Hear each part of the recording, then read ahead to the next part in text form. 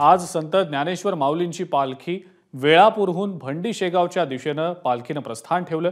सकाळी ठाकूरबुवाची समाधी या ठिकाणी गोल रिंगण पार पडल्यानंतर दुपारी तोंडले बोंडले या ठिकाणी माऊलींची आणि संत सोपान काका यांची बंधुभेट झाली।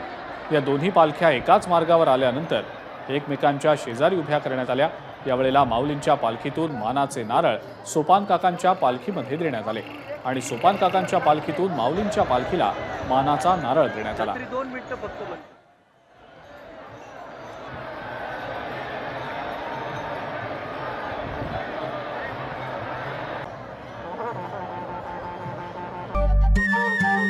नमस्कार। मन शुद्ध तुझं ही वेगळ्याच प्रकारची मालिका तुम्हा सगळ्यांना खूप आवडली होती। याचा दुसरा सीझन कधी येणार अशी विचारणा झाली। प्रतीक्षा संपली आहे मित्रांनो, येतोय मन शुद्ध तुझचा दुसरा सीझन। होई मन शुद्ध तुझं।